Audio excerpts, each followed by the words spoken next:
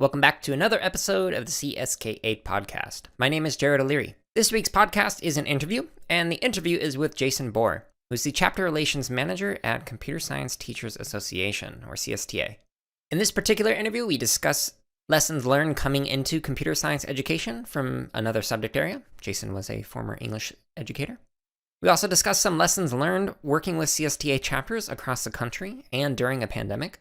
We discuss how CSTA has impacted the field and continues to evolve over time, how Jason continued to learn about computer science without getting burned out, considering equity and inclusion when recruiting for CS education classes, CSTA's new CS teacher standards, and so much more. We do mention many different programming curricula and organizations, as well as many different resources provided on CSTA's website, and I include links to those in the show notes, which you can find at jaredoleary.com and clicking on the podcast tab, or by simply clicking the link inside of the app that you're listening to this on. With all that being said, we will now begin with an introduction by Jason. Hi, my name is Jason Bohrer. I'm the Chapter Relations Manager for Computer Science Teachers Association. And before this post, I was a high school computer science and English teacher for 12 years in Northern California. Can you tell me the story of how you got into computer science education? I started as an English teacher. My degree's in English literature. And so I got hired to teach more English, senior English, things like that. And the school I worked at was a small, about 600 students, kind of semi-rural Northern California high school. Teachers often taught outside of their subject area. We had a class that all freshmen took called Frosh Tech, and it was really just kind of a hodgepodge. It was a semester-long class that kind of other side of the required health class that all California students have to take. So there wasn't really any curriculum. The teacher that I took it over from said, oh, you can use what I have or you can create your own stuff, you know. And so what started as kind of an applications course, I taught a lot of Microsoft Office, some Photoshop, things like that, you know, just to get kids used to being on the computer. We were still working with computer labs, you know, the school wasn't one-to-one or a code came along. And I thought it would be kind of cool to do some coding. I had never done any coding, so I started there with students. They really liked it and asked if we could do more like that. And so it was really kind of cool to be in a course where, we can do more like that. I just have to find it, you know. You remember Code Academy? I remember getting on because it was free, make student accounts. We went through some units together, found some web design stuff that I did with them. They really liked it. You know, it's such a difference in attitude in the course. You know, kids were coming in excited. What are we going to do today? Can we do more of this? Can we do more of this? And I didn't know at the time, but this was when Exploring Computer Science, that course, kind of getting developed and ready to launch. It had maybe been out for a year or so. My principal, very forward thinking, got it on our books at the school, you know, so we could offer it as a course, got it approved by whoever it needs to be approved by, and asked me if I wanted to teach it. Sure, why not? You know, students like this, it's kind of fun. So I got on to teach that. At the same time, the new APCSP course was being launched. And so taking my principal's lead, I got that on our books. So we had these 2 CS courses, nobody enrolled or anything yet, you know, because this is early in the process. One of the classes I taught was sophomore honors English. And it just so happened that this year, my oldest daughter was in that class. And I had coached her athletic teams, mostly basketball, for many years. So there was a group of girls that I said, hey, we're going to have this new AP course, this brand new course. And I think you guys should take it. And I looked at my daughter. I said, well, you are taking it, so you should recruit your friends if you want them in there with you. So I was able to get a bunch of the students from the honors English class to take this APCSP course. I think I had 10 out of the 12 varsity girls basketball team members in there for the first year.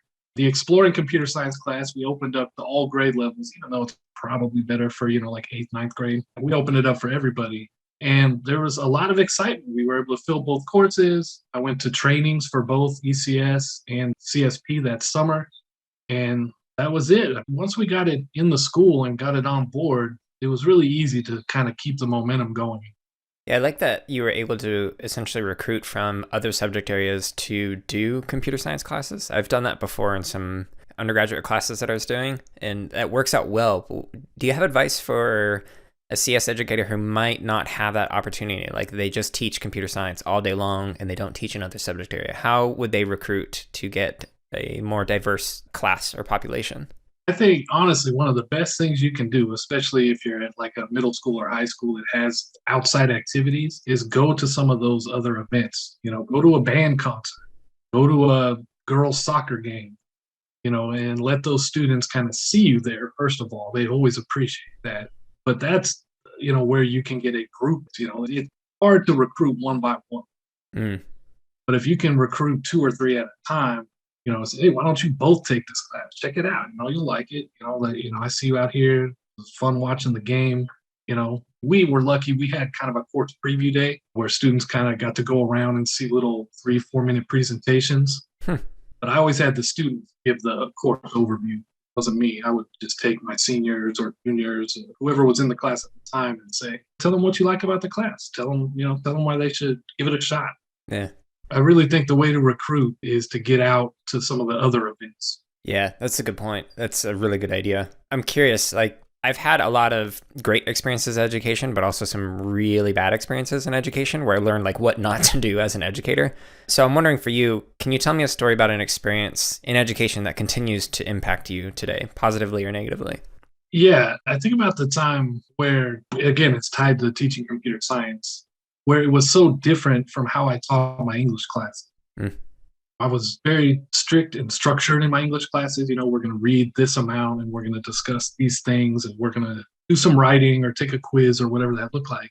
And the computer science classes, both, the exploring computer science training I went to, and I used Beauty and Joy of Computing for my APCSB class, the curriculum out of Berkeley. And so they're not tied to one another at all, but there's a lot of, give students time, let them explore, build in time for failure, building in that time and not being so strict with, we have to get through chapter 4 today and we have to get through chapter 8 by the end of the week. Of course, you don't want to spend weeks on something that you plan for 2 days, but I think we often as teachers, I know I did, was overly concerned with sticking to my schedule, as I should have been with giving students time to explore. And did that also carry over into the AP course as well? And I ask that because that has like certain constraints in terms of like the things that you need to be able to teach or learn or experience in order to do well on the test. Like that's kind of essentially the end goal in one of those kind of classes.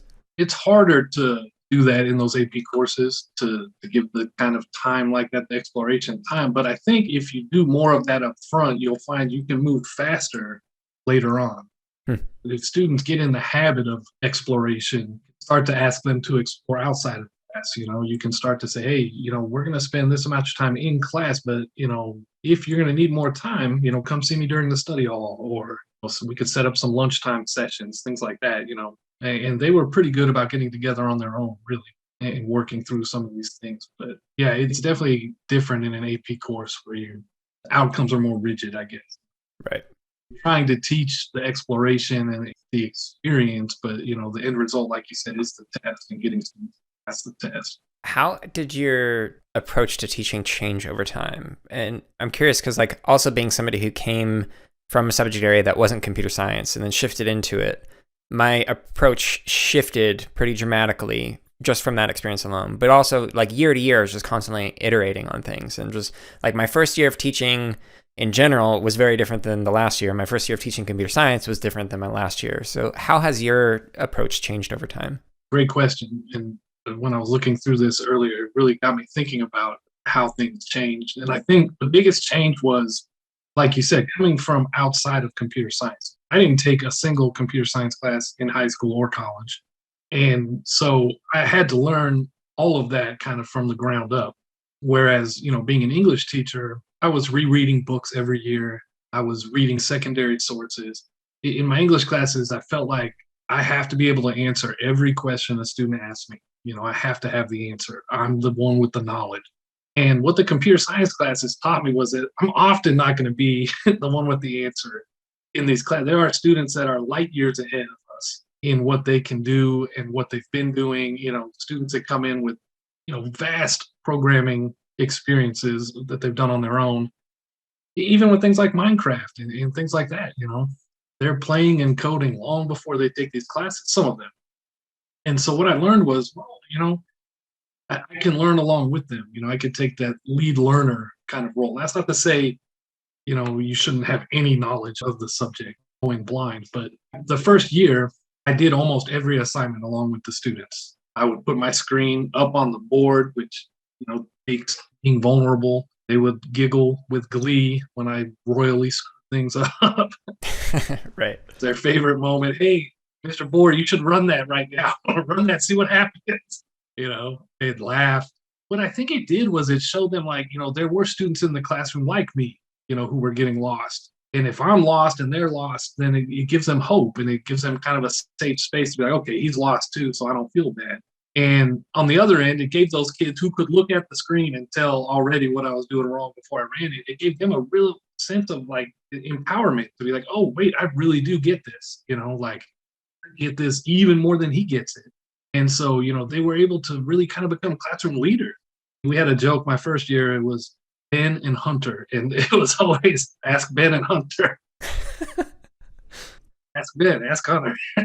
So, things like that. So I thought that was something completely different from my English classes that really transformed the way I thought about teaching. That, I don't have to have all the answers, and students don't have to get all the answers from me. I taught AP literature as well. And that was a very like sage on the stage kind of class. I would talk about what they should see, and I would ask them what they did see. And when starting with the computer science class, it ended all of that. I hardly ever stood up in front of my AP Lit class. I put them in groups. I would give them the things to look for. They would spend time together in their group looking for it. Then they would share, with other groups, or we'd do a class discussion where the groups shared out. It changed everything I did in all my classes. Yeah, that really resonates with me. So my experiences and background in education, and specifically music education, like music educators, to get into like the kind of music education program I was in, you had to be a phenomenal performer. Like sometimes they'd only let in one person out of all the people who would audition just for that particular section to get into the group. So just to become an educator of music, you had to be a phenomenal performer. And so when you were teaching students, whether it's one-on-one or in a group setting, you could play everything like really well. And you had all the answers because you could play it really well. But then when it came to computer science classes, there was a lot of questions that kids would ask me and be like, I don't know the answer to that yet. Let me take a moment to think about it, or let me get back to you tomorrow, etc. And it was good to do that. And then it was also good, like you mentioned, with the basically sharing the mistakes that you made. Like every Thursday we would talk about like, here's a bug that I had over this last week, or here's a bug that like a famous game developer studio had, and here's how it like really messed up their game. Let's talk about this, how it applies to the things that you're creating. I really like that aspect of computer science, how it basically highlights, yes, you're going to make mistakes, and that's okay. Whereas other subject areas, like it's not okay to make a mistake. It's really like freeing and terrifying at the same time. Freeing in that, I didn't have to go out and pre-find all of these answers. But, also, again, I'm vulnerable and terrifying. There were days I never got to the right answer. It was, ask Hunter, ask Ben, have them show us. So it really changed how I thought about teaching altogether. I hear exactly what you're saying. When you left the classroom and you joined CSTA full-time, what has changed since then? So you've worked with chapters across the country, and I'm curious, how has your understanding continued to evolve with getting all these different perspectives and learning from all these different CS educators? I think it's really helped me to see what a tight-knit community CS Ed is. I taught English courses for over 10 years, and I taught science courses for 4. And I never felt as connected to a larger English teaching community the way I felt connected to CSTA. And that's not to say I was part of, the California Association of Teachers of English and the National Council of Teachers. I was part of these organizations. But there's such a different feel in CSTA. One of the things I like is that we have these pillars for chapters where, we talk about building community, providing PD and support, and the connection to a national organization. That's kind of the chapter pillar. I don't think it's an accident that build community is the first one. I think that building community is what CSTA is about. And when you build that community, you're going to find the professional development. It's out there. It's just finding where it is. You're going to get the support from, other chapter members and other CSTA members. Computer science educators seem so willing to me to share with one another. I think some other subject areas are a little more protective of the things they create. Will share them, but they don't want to just put them out there for everyone. And so I think what I've noticed in attending these chapter meetups all over is that it's really the same. I mean, it's different. There's different struggles, there's different policy, there's different certifications. But I see over and over again teachers helping each other. I see teachers willing to go above and beyond. Like, here, I created this whole thing, have it, use it. This will help you. That's such a cool thing to see. I really feel lucky getting to see that because I don't think people see it. Probably don't see it enough. Yeah. On that note, like one of the things, I think it was 2017 when I first started getting involved with CSTA, and I've noticed significant changes since then, like positive impact on the community, on the field, etc.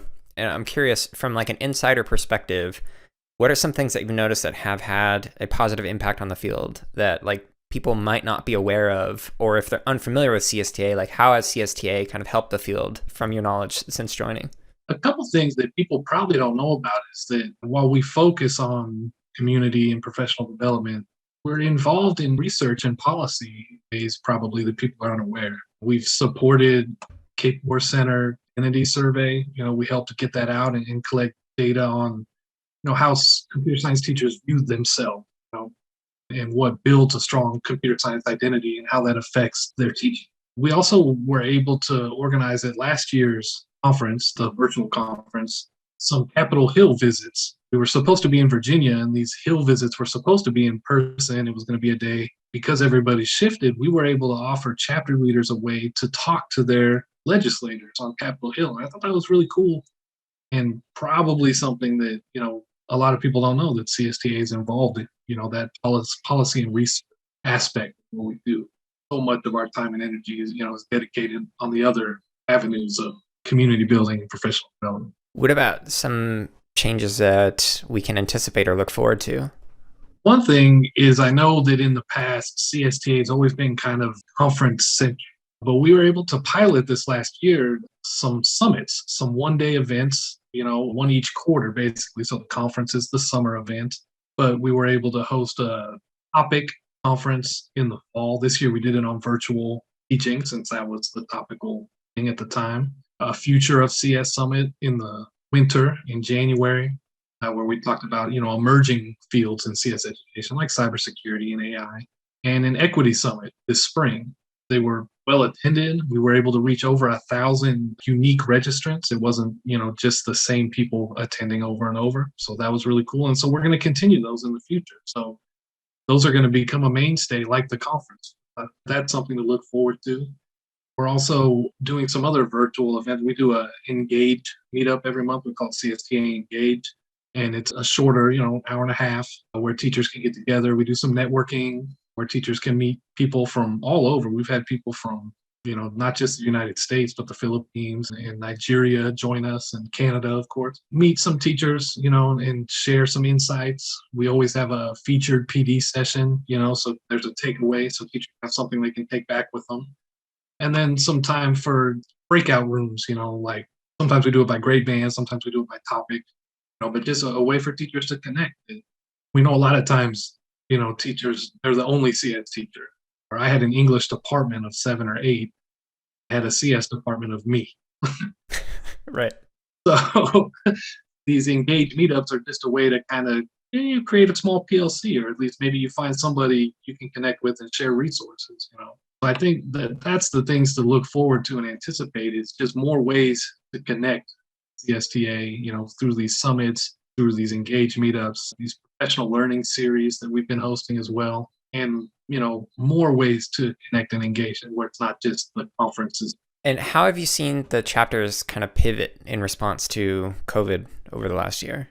So I'll say, especially because I started here in February of 2020, so just about a month before everything changed. In fact, I got hired. I was attending the Winter Pathfinders Institute in Rhode Island. I was scheduled to go to SIGSI up in Portland, and then everything locked down. And so the one thing I'll say, the silver lining of COVID, I think, has been an uptick in chapter participation. When everything locked down, teachers needed a way to connect still. get ideas, to share resources, to grow. And chapters and chapter leaders really took advantage of it and did some amazing work. Regular activities from chapters went up. Membership in chapters has gone up every month in the last year. More chapter members overall. We're at close to 10,000 chapter members total, which is huge. And so I would say that that's the positive pivot has been, that there's really been an uptick in activities and participation. And like we said, I get to go to all these meetups all over in this virtual world. And, people like being there. They like seeing each other. They like talking and sharing. And it really gives them an outlet. What are some of the things that the different chapters have learned as a result of this?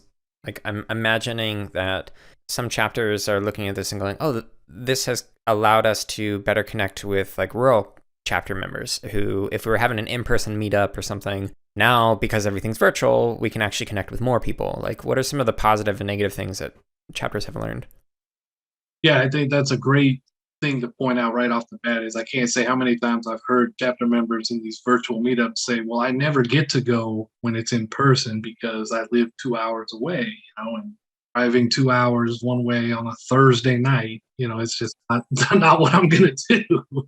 It really gives them wider coverage, especially the statewide chapters. When there's one chapter in a state and, your state covers so much ground geographically. I hear many of the chapters say they're going to try to keep some kind of virtual component and moving forward, even when things do go back in person. If it's every meeting stays virtual or, maybe only have one in-person meetup per quarter, that's the negative is people like getting together and seeing one another. Right. Connecting that way. But chapters really are taking advantage and harnessing this virtual world, in all kinds of ways. Chapter meetups, their own summits and professional development opportunities. Really exciting. How are chapters combating like the Zoom fatigue? Like if teachers have been on screen all day, like, okay, maybe I don't want to attend something on a Thursday night if I've been doing that all week, 8+ hours a day. Like, are you noticing any of that? Or are teachers just like, no, this is something that's separate and I want to be here because of the community? I think there's both of that going on. I think one thing chapter leaders have done is be really understanding of the Zoom fatigue. They record their meetups and they share them out. Hey, we'll record it. And if there's something in there we think, or you think you want to see, scan it, go through it, check this or that out and, get what you need. They're really understanding about people joining late, leaving early. It's a little different than when, you walk into a room full of people and when there's something going on that's already starting, kind of puts you like, But, popping in a Zoom window doesn't seem so bad. The window just kind of pops in, and if they're at a lull, they say hi, and if not, they just kind of keep going. And I think it's helped everybody kind of, be flexible in their teaching. Like here we are, the educators, learning to be flexible with one another, with all these demands on us. And then, kind of paying that forward to students, understanding that they have a lot going on. Maybe they're not in the best space today, and maybe they have Zoom fatigue as well. I think it's helped teachers be more vetting, in this virtual world. Thinking broadly, either just like education as a whole or specifically within CS education, what's holding back educators or the field, and what can we do about it? Another possible silver lining of this COVID world has been the teachers have kind of gotten the freedom to try some new things, some things that just aren't the status quo. I think a lot of schools are looking at 4-day school weeks, in the future. I know some schools that have done it throughout COVID, the 4-day school week, and questioning, well, maybe this is better. Maybe students have more time outside of class to connect with family and, there's not so much pressure. So I think things like that, just being willing to take some chances and try some new things. I think we could see some real innovative teaching strategies come out of this. I don't think there is a huge rush, or at least I guess I kind of hope there isn't a huge rush to just go back to everything the way we used to do it. Right. I understand, of course, wanting to get back in the classroom, but, instead of canceling school for a day, you could go virtual for a day, if you have something come up. Things like that, I think we could see a lot of in the future. And so hard to say what's holding us back. It's such a big structure. I think the structure itself holds it back, the enormity of it, you have to change from the ground up, but everything comes kind of top down. So Right. Finding that place in the middle where you can meet and make a change.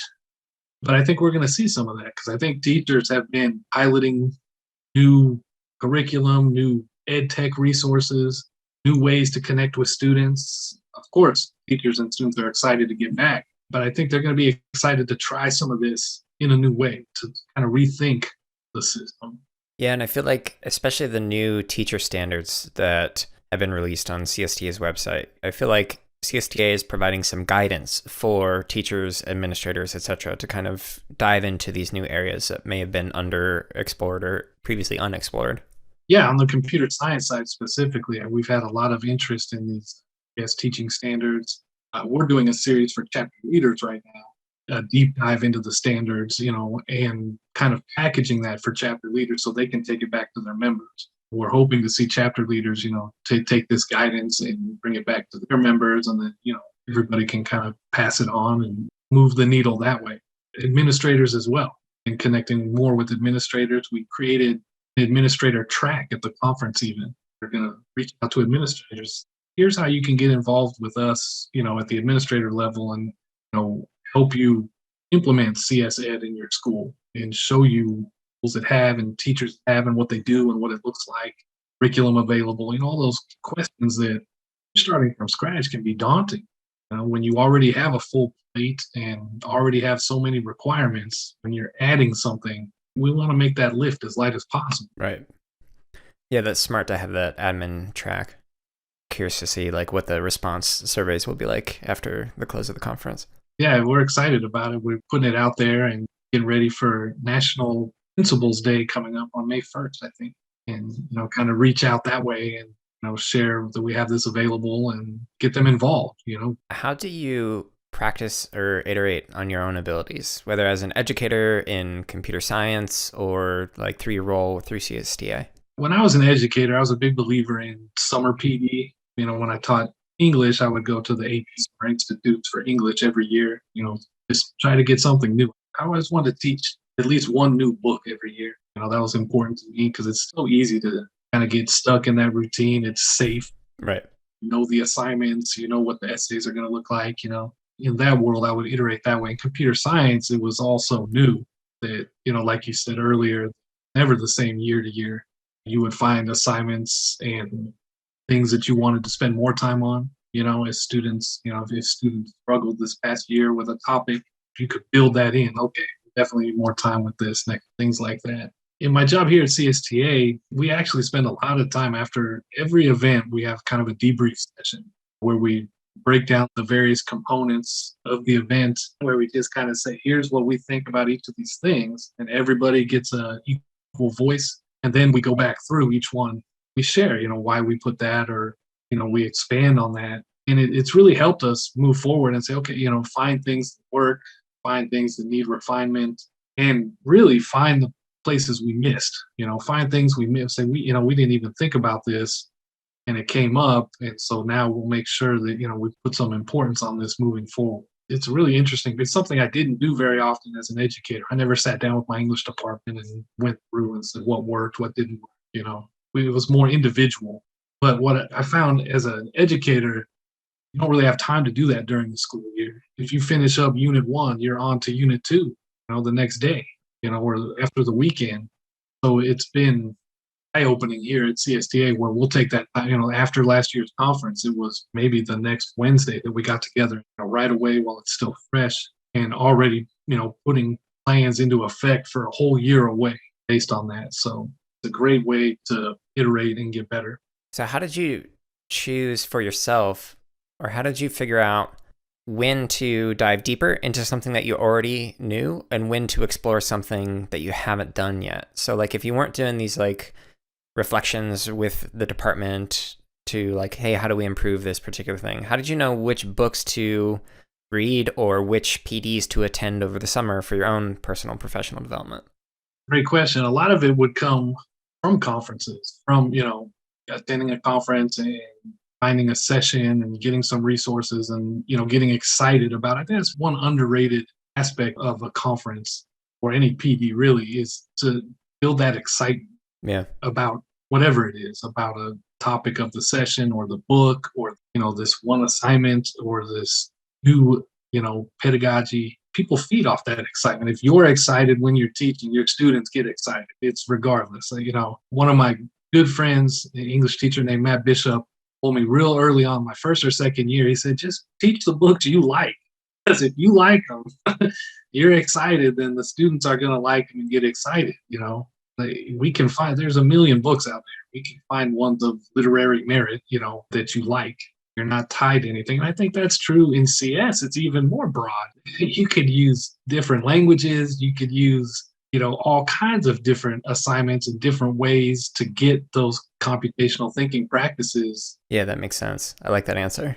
So most teachers, when they choose to leave the profession, it's something like in the first 3 to 5 years, and it's like over 50%. I forget what the actual stats are, but how did you take care of yourself and continue to take care of yourself to like prevent that burnout that is pretty pervasive among the field of education at large? I think for me, we talked a little bit before about, being workaholics, and I was involved in so many different things. I taught English, I taught computer science, I coached.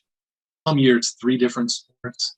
It might look like you're spreading yourself thin, but in many ways if I was feeling burnout in my English classes, or computer science classes would get me back up, get me excited. Particular sport wasn't doing too well, we weren't having a great season, was, the next sport coming up, getting excited about that. So I think, it's a balance for sure to find, how much you can do and what your capacity is. But I feel like that's what helped me, was being involved across multiple fronts, and if I wasn't having a good day here, I could still have a good day over here, that kind of approach. Right. Yeah, I think it was the interview with Dan Schneider. I think he gave a similar answer to that. For me, that also resonates as well. It made sense. Like when I was doing music, I was teaching elementary school during the day, high school percussion at night, and then on the weekends, I was teaching private lessons, which was like a range from elementary through like undergraduate students. And because like each of those was so different in different ways, like if I was getting burnt out with one, well, okay, the other one I really enjoyed, and it kind of cycled through them. Yeah, 100%. Yeah, it was always a cycle, very cyclical, like year by year, semester by semester, book by book in English, What is it, Bird by Bird? Is that the famous writing book? Yeah, bird by bird. We talked a little bit about how you like recruited some girls into your classes. What would you recommend for improving like equity and inclusion in CS education? Well, here's a great callback to an earlier discussion we were having about those CS teaching standards. Second standard in there is equity and inclusion. So I think that's a great place to start because it identifies 5 kind of key areas, where, it says effective CS teachers, examine issues of equity in CS, so take some time examining those issues. Minimizing threats to inclusion, make your room a safe space. Our school was pretty white. We weren't very diverse racially, but to try to make sure I always had girls in the CS classes, and different schools are different about this. Our school was pretty open about the master schedule when they were creating it.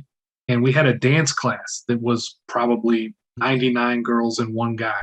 And I would go and make sure that the CS classes weren't the same period as the dance classes, to try to make sure that at least I could clear that barrier, because a lot of the girls are going to get siphoned off that period for the dance class and wouldn't be available for the CS class. So, subtle changes like that, minimizing those threats to inclusion. Being mindful about the curriculum and representing diverse perspectives in the class. There are plenty of resources highlighting achievements of people of color in computer science we can use and should use, even though many of the early curriculum didn't include that iterative process we were talking about. Now, is the time in highlighting these resources. They're easier to find, I think, and they're more readily available.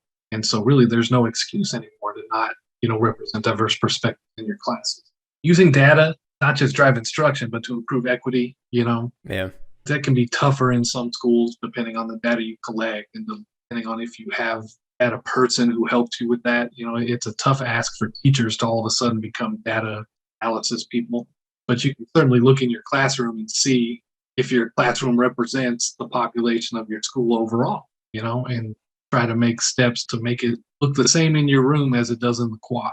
And then using accessible instructional materials. I think this another kind of benefit of COVID has been, the closed captioning, something I never thought about when I was showing videos in class or, any of those resources, but, got brought to our attention at last year's conference. Where's the closed caption? And so, making those materials accessible.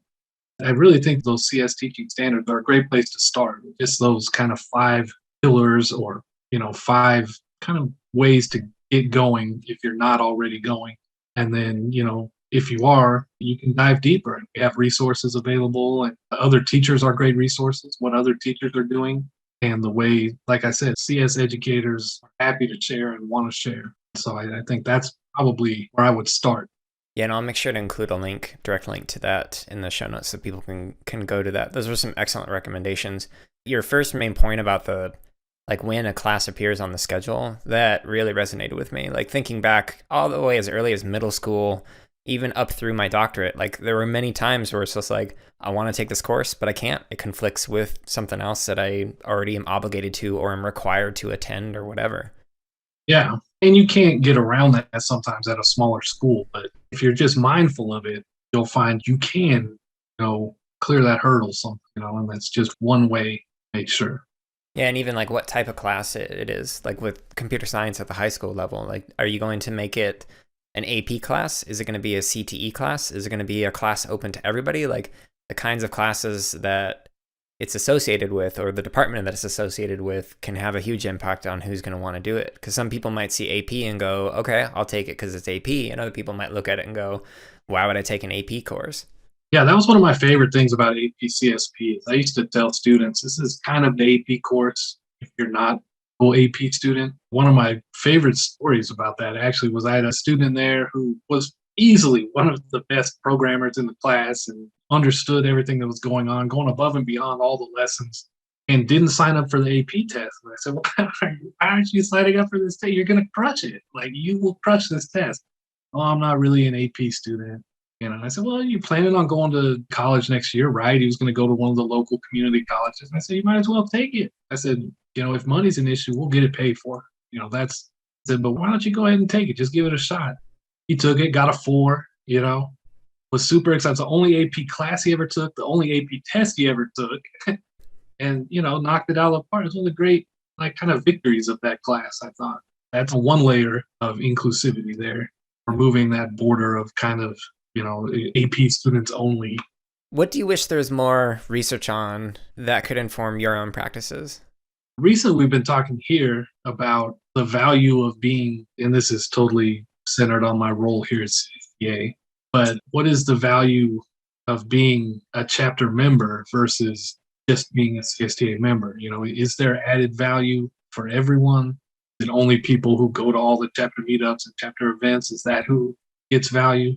So we're actually going to launch kind of a chapter survey to collect that data, because it would be nice to have, some numbers, analytics that show, an increase in CS identity or feeling supported. I'm curious about that, what members see the value of chapters versus what we would call CSTA freelancing. I'm really interested in that. What's a problem that you're working on or a question that you have that maybe a listener could really help with? If somebody's listening and they could just solve the greatest dilemma you're trying to work through or greatest challenge, what would that be? I would say the number one, again, very specific to my role here, is finding chapter leaders. People willing to, give more of themselves. So, it's kind of layered. You join CSTA, okay, you come to the conference, you can go to summits. The next kind of step would be, getting involved in a local chapter. And now you're kind of, localizing your CSTA journey. And I would say the next step there would be, a chapter leader and, helping together resources and materials and organize events for chapters. And I think where we run into problems is that most CS educators didn't start off as CS educators. They come from, they're an English teacher, they're a music teacher, they're, a math teacher, probably more than anything else. And so, it feels weird to be a leader of something that you don't have the deepest understanding of. And so kind of communicating that, being a chapter leader doesn't mean you have to know everything about, computer science pedagogy and computer science curriculum. It can be more organizational, helping bring people together. That's a skill a lot of teachers have, building community. They build communities in their classrooms every day, every year, so bringing that talent to leadership. Organizing events. Teachers are master organizers, whether they're, putting together a schedule for instruction or coaching schedule for their cross-country team. It can be the same thing in a CSTA chapter. While I certainly understand the hesitancy and, the fact that if you're a CS teacher, you're probably teaching something else as well. So you're already wearing multiple hats. And to, try to get involved even deeper here with CSTA, that can seem daunting, I think. But that's probably what I hear more than anything from chapter leaders is how do we get more people involved in the leadership role? I'm wondering, is there an equivalent to the CSTA Equity Fellows? If there's a way to help cultivate a future set of leaders that could start filling those positions. I think it was a year ago at the virtual chapter leaders summit, there's a session on how to cultivate future leaders and whatnot. I'm just wondering if it's there's a way to expand that, kind of like the Equity Fellows. Yeah, we've talked about trying to figure out how to, a chapter leader boot camp or something, Right. We started, in fact, we had that mid-year chapter leadership summit in January. We extended an invitation. If you're interested in chapter, you can join us. And so I'm thinking maybe doing more things like that, maybe opening the chapter leader learning series up. If you're interested in chapter leadership, join us and take a look. Because I think the chapter leaders we have really enjoyed it. It becomes kind of a PLC, for the chapter leaders. We have a chapter leader committee. We have 11 chapter leaders on a committee that I meet with once a month, to kind of go over all things chapter. And they really value that experience. And but we talk about the same thing. How do we broaden participation? Because there's really no limit on what a chapter could have as a leader. Some chapters have 3 and some chapters have 10, based on their skill sets. And, if you're web design or like playing on, we have a chapter website here you can tool around with and see what you can make it do. You're good at organizing events, you'd be the chapter leader that helps organize our next event, or just be a rep, a K5 rep or a 912 rep and let us know what's going on in that grade band, So it's really, I think some of it is about getting the word out and some of it is about making sure people understand. I understand 100% this is a volunteer position and it's extra duty. And I try really hard not to ask much, not to, I send 1 email a week, try to not overburden the people who are already overburdened. Yeah, the nice thing is you can start small with it. So from my own experiences, I started attending CSTA conference and then I started attending some of the non-summer related stuff. So a webinar, and then started attending the chapter meetings and just checking out the community and whatnot. And now I'm a treasurer. So it was a gradual process that related to how much time I had and whatnot. That's an approach that you can also use. Yeah, I think that's a great way. I've heard some chapters, because we're kind of in that election cycle now, April and May, where people are closing out the 2021 year, getting ready for 21-22. And, really saying, if you're interested, let us know you're interested and we'll work to find a position that, is manageable for you. And I think the way we've been able to connect this past year with leadership summits and the sessions that are available, I think chapter leaders are getting a better idea of, what the roles and responsibilities are. And they're better able to tell, prospective chapter leaders, here's what I do, so if you're interested in doing this, this is what it looks like. So where might people go to connect with you and the organization that you work with? Well, I will say, biased as I am, the best way to connect with me is by joining a chapter.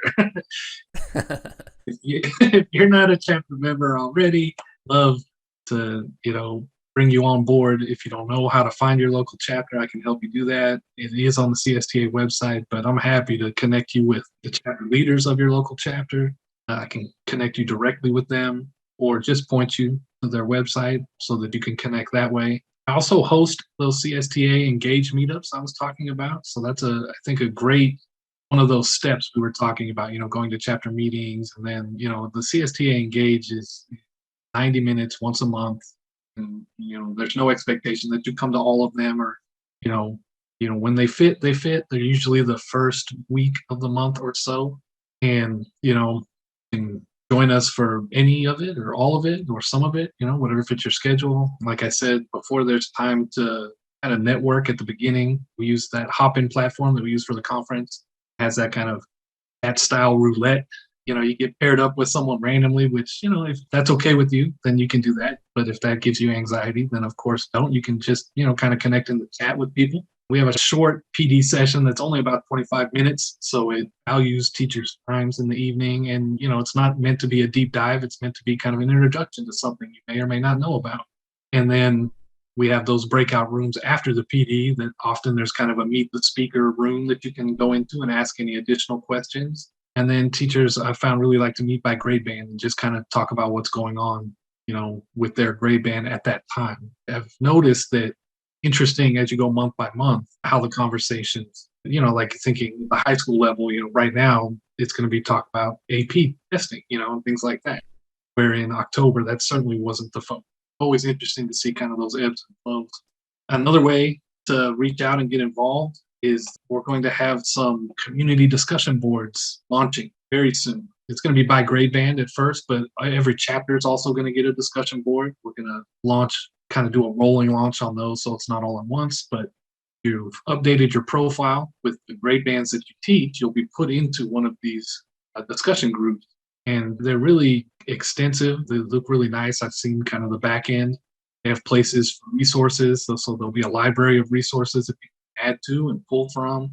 You can thread your conversations so you can have different topics where people share specifically with one another. You can do it via email. You can turn the emails off so you don't get a bunch of emails. But if you don't want to go to the website, you can also reply via email. That's easier for some people as well.